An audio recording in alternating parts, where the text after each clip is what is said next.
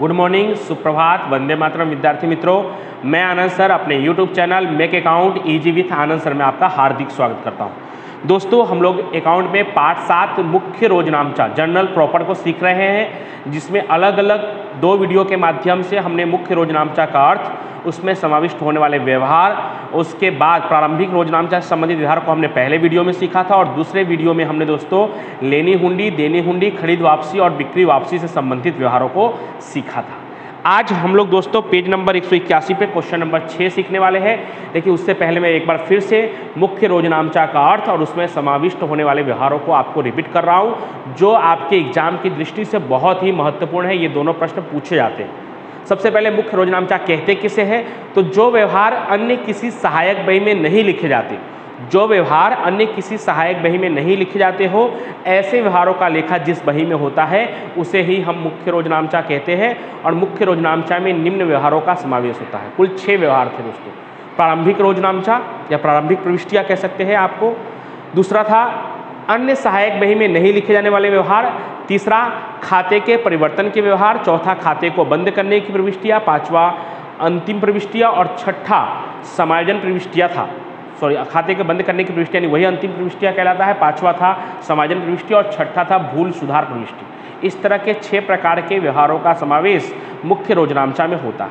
उसके बाद last video में हमने लेनी हुंडी और देनी हुंडी के बारे में पढ़ा था, जिसमें मैंने आपको संक्षिप्त में समझाया था कि जो हुंडी हमें मिलता है वो लेनी हुंडी कहलाता है, वो उधार होगा। और जो हुंडी हम स्वीकार करके वापस करते हैं, देते हैं, वो देनी हुंडी कहलाएगा और वो जमा होगा। आज के व्यवहार में खास बात क्या है? तो आज जो हम दोस्तों क्वेश्चन नंबर 6 सीखने वाले हैं, इसमें माल की जावक, अन्य रीत से माल की जावक, जो आप पार्ट 3 में भी सीख चुके हैं। आग से गया माल, चोरी से गया माल, दान में दिया माल, अनाथ आश्रम में दिया माल, नमूने के रूप में दिया माल, अन्य रीत से माल की जावक के बारे में सीखेंगे। तो उसके लिए सिर्फ एक नोट याद रखना है आपको।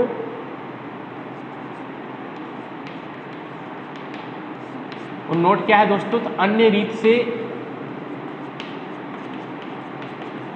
माल की जावक होगा तो खरीद खाते जमा होगा। खरीद खाते जमा होगा।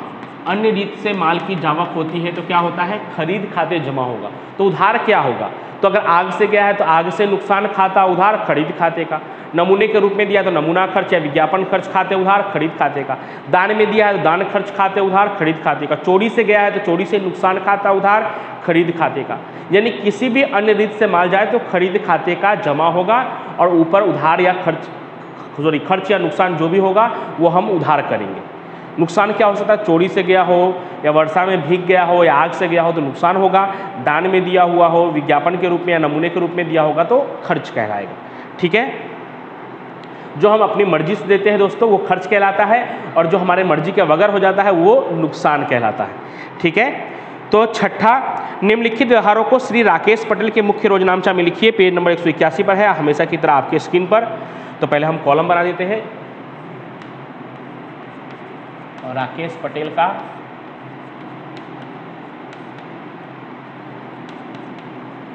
मुख्य रोजनामचा।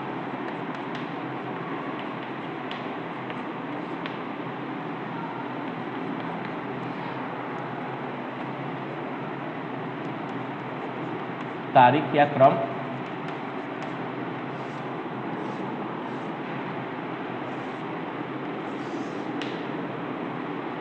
विवरण,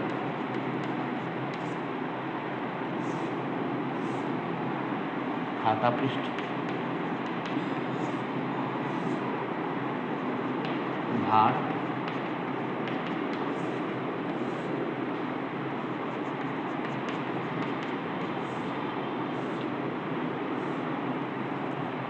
चलिए पहला व्यवहार आपके स्क्रीन पर आपको दिख रहा है। 5000 का माल अनाथ आश्रम में दिया। अनाथ आश्रम में दिया मतलब धर्मादा के रूप में दिया, दान के रूप में दिया। तो क्या लिखेंगे? धर्मादा खाते उधार।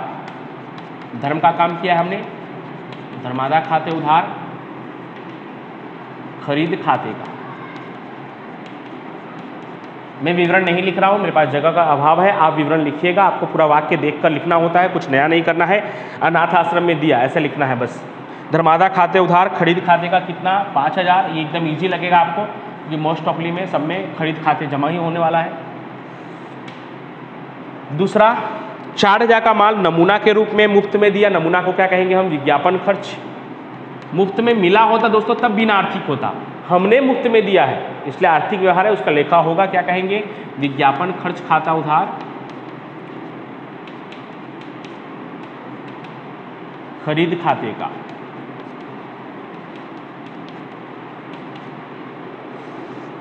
कितने का माल दिया है दोस्तों हमने? 4,000 का, तो 4,000। उसके बाद तीसरा, धंधा में 8,000 का माल धंधा में से निजी उपयोग के लिए ले गया। निजी उपयोग के लिए ले गया तो उसे हम क्या कहेंगे दोस्तों? आहरण खाता उधार, और माल लेकर गए हैं तो खरीद खाते का। किसी भी प्रकार से माल जाए तो खरीद खाते का। आहरण क्यों लिखा है हमने? क्योंकि निजी उपयोग के लिए लिया गया है। निजी उपयोग को हम क्या कहते हैं? आहरण कहते हैं। तो आहरण खाता उधार खरीद खाते का। कितना है दोस्तों? तो 8,000।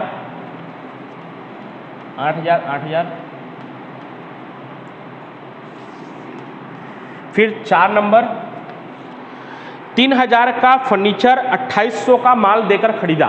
फर्नीचर आता है और माल जाता है, फिर से फर्नीचर आता है, इसलिए फर्नीचर खाते उधार खरीद खाते का।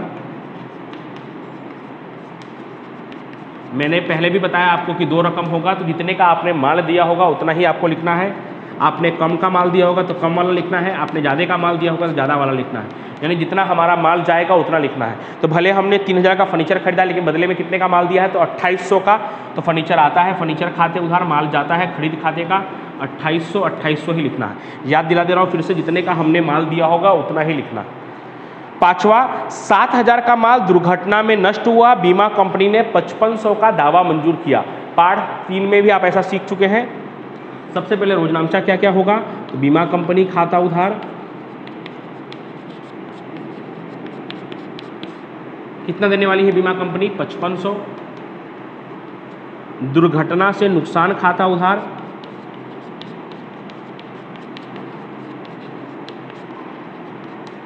कितना नुकसान हुआ तो हम डिफरेंस से निकाल लेंगे बाद में। और माल जाता है, दुर्घटना से माल गया तो खरीद खाते का। दुर्घटना से माल गया तो क्या लिखेंगे दोस्तों? खरीद खाते का। कितने का माल गया है? तो 7,000 का, तो खरीद खाते का 7,000। अब आप खुद ही यहाँ कर सकते हैं कि 7,000 का माल दुर्घटना से गया है, उसमें से 5500 बीमा कंपनी देगी, मतलब हमें रियल में नुकसान कितने का हुआ? तो 1500 का। कैसे किया? तो 7,000 में से 5500 माइनस कर दिया, तो नुकसान कितने का माना जाएगा? 1500 का। हम पहले भी रोजनामचा वाले चैप्टर में सीख चुके हैं। विवरण में क्या लिखेंगे कि 7,000 का माल दुर्घटना से नष्ट हुआ, बीमा कंपनी ने 5500 का दावा मंजूर किया। चलिए अभी 2 व्यवहार बाकी है, मैं यहाँ लिख दे रहा हूँ, फॉर्मेट नहीं बना रहा हूँ, आप बना लीजिएगा फॉर्मेट। 6ठा आपका लगभग 1 पेज में पूरा ऐसे भी आ जाएगा। 2,000 निराली के पास से लेना है जो रकम अब नहीं मिलेगा। 2,000 निराली के पास से लेना है जो रकम अब नहीं मिलेगा। रकम नहीं मिलेगा दोस्तों तो उसे हम क्या कहते थे? डूबत ऋण। जो रकम हमें नहीं मिलेगा तो उसे हम क्या कहते थे? डूबत ऋण। और पैसा डूब जाएगा तो हमें क्या होगा? नुकसान होगा। तो डूबत ऋण खाते उधार, और किसके पास से नहीं मिलने वाला है? निराली के पास से, तो निराली खाते का। डूबत ऋण खाते उधार निराली खाते का। कितना कितना दोस्तों? तो 2,000। विवरण में लिख देंगे निराली के पास से लेनी रकम अब नहीं मिलेगी। 7वां, यंत्र पर 800 घिसाई अपलिखित कीजिए। दोस्तों घिसाई यह बिन रोककर खर्च है। घिसाई के बदले में हमें रोककर नहीं चुकाना होता है। घिसाई संपत्ति की कीमत में से ही कम हो जाता है। लेकिन आपको इतना तो मालूम होगा घिसाई क्या है? खर्च है कि नुकसान? आवक है तो खर्च है, और खर्च हमेशा क्या होता है दोस्तों? उधार। तो घिसाई खाता उधार यंत्र खाते का। यंत्र खाते का क्यों? क्योंकि उतना यंत्र में से कम हो जाएगा। तो घिसाई खाता उधार यंत्र में से उतना कम होगा, यानी यंत्र में से उतना जाएगा, जाए तो जमा। तो घिसाई खाते उधार यंत्र खाते का। कितना है घिसाई दोस्तों? 800। यानी घिसाई का रोजनामचा ही होता है, आप याद कर लीजिए अच्छे से। घिसाई खाता उधार संपत्ति खाते का।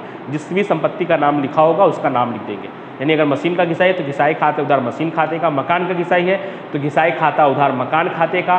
फर्नीचर का घिसाई है तो घिसाई खाता उधार फर्नीचर खाते का। लास्ट 8वां थोड़ा विशिष्ट है। मार्च मास का वेतन 7800 चुकाना बाकी है। वेतन हमारे लिए खर्च है और चुकाना बाकी वेतन हमारे लिए दायित्व है। तो उपज खर्च का नियम क्या है? जो खर्च होगा तो क्या होगा? उधार। तो क्या लिखेंगे? वेतन खाता उधार। उसके अलावा और क्या नाम है? चुकाना बाकी वेतन। वो दायित्व है, दायित्व जमा होता है। वेतन खाता उधार चुकाना बाकी वेतन खाते का।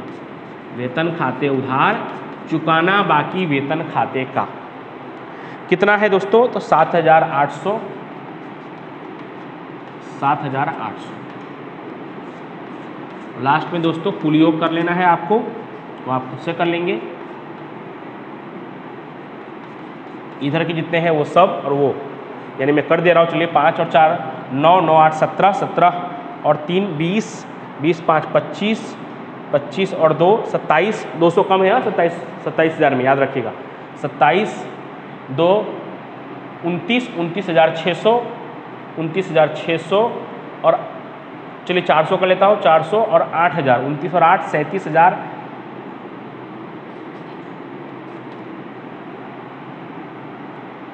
400। एक बार आप फिर भी चेक कर लीजिएगा, मैं भी एक बार देख लेता हूँ।